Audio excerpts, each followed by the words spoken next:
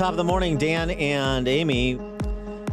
You know, I think we're falling into the trap of assuming that these Senate runoff elections on January 5th in Georgia will naturally go Republicans' way because Georgia's Georgia and Trump potentially losing Georgia narrowly is an anomaly.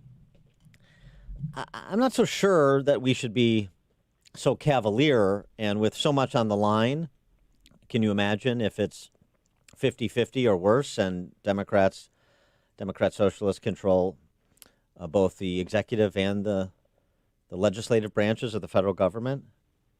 Then you have no backstop, which is what the markets and, frankly, so many other people are banking on, that you have the Senate to bottle up some of the more lunatic, some of the more egregious examples of leftist lunacy, I guess is the way to say it. We'd never have a Republican president because they'd make Puerto Rico a state, Washington, D.C. That's 4 more senators and then electoral votes. It's not clear that they do that. It's not clear that some Democrats would go along with that, including Joe Manchin. But I mean, certainly the threat would be much more real than it would be with 51 or 52 Republicans, no question. This poll out, and I understand polling. Okay. I don't even need to do the qualifier. A poll is the qualifier. But nonetheless, the race between David Perdue and John Ossoff, who I believe is the pajamas boy from the Obama administration, that was, Perdue was up by a couple of points in the November 3rd election. They have the Fox affiliate down in Atlanta has it 49-49 Perdue Ossoff. And Kelly Loeffler, they have down 1 point to Raphael Warnock, the good reverend, who's the Democrat nominee there.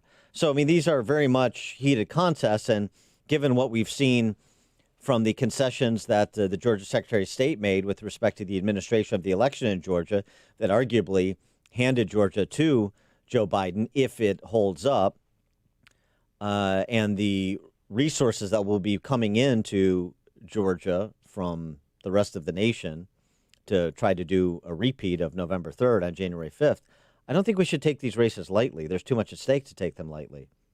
And mail-in ballots get mailed out today. So the race is on, guys. It started. And there's been a lot more coming out about Ralph Warnock because he's lesser known, the good reverend. I mean, some of the things this guy has said in the past are remarkable. I mentioned yesterday he's sort of a cheap imitation of Reverend Jeremiah Wright up here in Chicago, Obama's spiritual advisor. But Jeremiah Wright never came close to a Senate seat. Ralph Warnock is. This was Ralph Warnock, again, earlier in the week talking about our need to get over whiteness. Really? America needs to repent for its worship of whiteness on full display. And a recent sermon that came to light, this is from about 9 years ago, 2011, about serving one master, so to speak.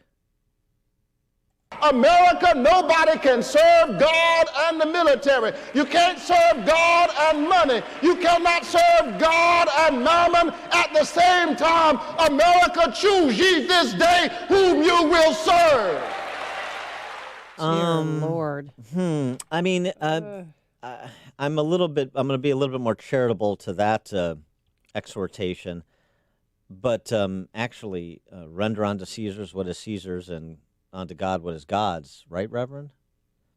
It seems to imply you can't be in the military and serve God. Yeah. You can't make money and serve God. I think maybe he's trying to use that as an example of the render unto Caesar what is Caesar's and God's what is God's. But I don't know, because he is really a far left identitarian politician / reverend. And I know this may seem catty, but I hate that reverend is on his campaign signs. When Jesse Jackson ran for president, did you ever say Reverend Jesse Jackson? No. Well, he's not a reverend. So that's one of the reasons it shouldn't have been on his sign. It's like, go with God, go with the Reverend. He's a fraudulent Reverend, Jesse Jackson. Okay. I don't know why you continue to call him Reverend. He was conferred a divinity degree. He didn't earn one. Okay. I don't know about Raphael Warnock's educational background, but let's find out a little bit more about him. David Harsanyi's given him a look. He's a senior writer for National Review and author of First Freedom, A Ride Through America's Enduring History with the Gun, From the Revolution to Today. David, thanks for joining us again. Appreciate it. Always a pleasure. Thank you. Am I right that John Ossoff is Pajamas Boy from the Obamacare commercials? That is right, isn't it? With respect to Warnock, you have written about him. This is a guy who has said some pretty wild things, and repenting for your whiteness, if you're white in America, is just the tip of it. Right. I don't know how to do that. I don't know how to repent for my whiteness, but I do know some crazy rhetoric when I see it. And his sermons on Israel. Now, I don't know how important that will be in Georgia.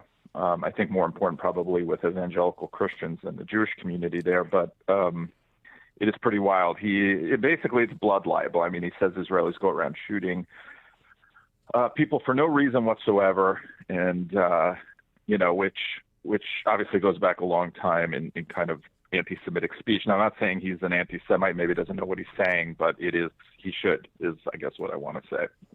And your assessment of the race more generally, I know we're still in the throes of the presidential race, and that necessarily includes Georgia, but I mean, am I being unfair to Senate Republicans and the Republican Party by saying it just doesn't seem like that there's enough energy and focus on those two runoff elections that are close at this point and have so much riding on them? No, I think that you're exactly right. I mean, we don't know yet if Georgia is going to be a battleground state moving forward. Maybe this is the new normal for Georgia. But also you have a bunch of other factors going on. You might have Trump voters who are, angry and come out in droves. You might have Trump voters dissuaded from voting. We don't know how that's going to play out. We can't really trust pollsters anymore, I don't think. But generally, I think that the state's a lot closer, obviously, than it ever was, and perhaps it's on a trajectory to turn blue. So I don't know why Republicans are as confident as they seem. They also have, frankly, two candidates who aren't the strongest, and all those things matter. Well, do you think President Trump should come down and campaign with either of the candidates? Do you think that would move the needle? Would it hurt them or help them? I don't know. I don't know the answer to that. I don't think it would hurt them. If he went down there and said, listen, whatever happens, if I'm not president, obviously we're going to need to stop the Democrats. And if I am, we're going to need to get stuff done. I don't think that would hurt. No, in fact, I mean, the handle right now is that there is a bit of a depression setting in among Trump voters, and that they're going to need to hear from him about the importance of these runoff elections to ensure, they turn out with the same enthusiasm that they did for him, and that the Democrats are probably angling to turn out for Ossoff and Warnock. Well, I'm thinking that maybe Republicans have learned somewhat of a lesson on mail-in ballots where I think they probably avoided them. It's pretty clear that they did, and perhaps they won't do the same in this runoff, but we'll see. The Wall Street Journal is talking about the presidential race now. The Wall Street Journal opined that, vulnerability is not the same thing as rigged.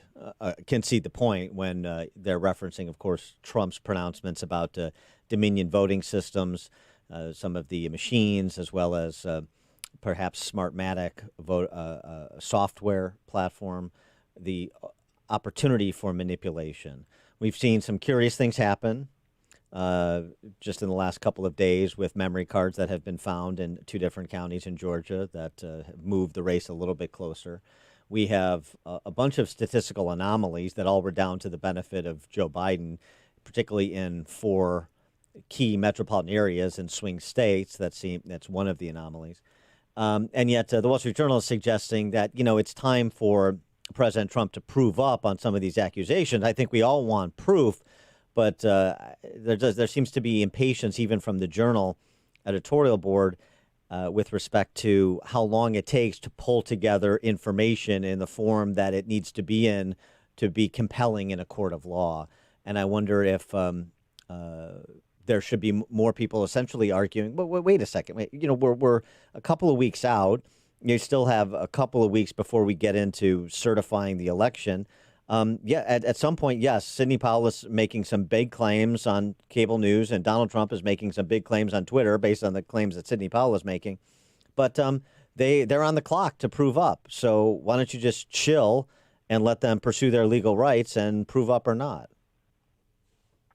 Right. I guess I'm of two minds. One is that I'm highly skeptical that any of that's going to work out for them. I just don't buy it, really. Mm-hmm. But I haven't gone down every rabbit hole and looked at everything. So I'm open to the possibility. Donald Trump has said a lot of things in the past I thought were crazy, and they turned out to be true. So I'm open-minded about that.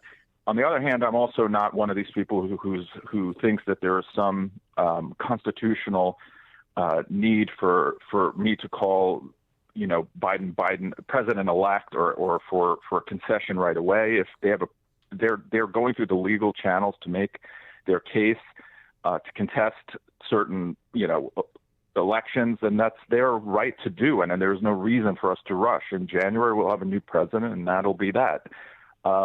This idea that this is an assault on democracy is nonsense. An assault on democracy is when you claim that the president is a traitor and you give no proof, and you constantly say that for 4 years.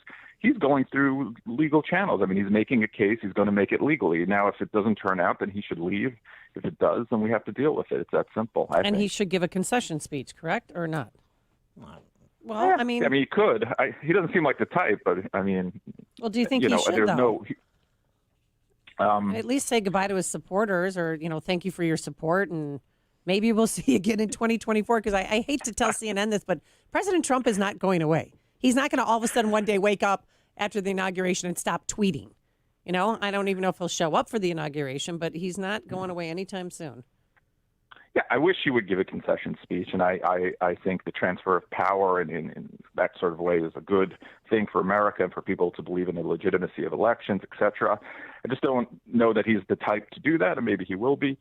I could see him running again, absolutely. Right now, I would say that he's the front runner. I don't see any national Republican who's more popular than him or comes close.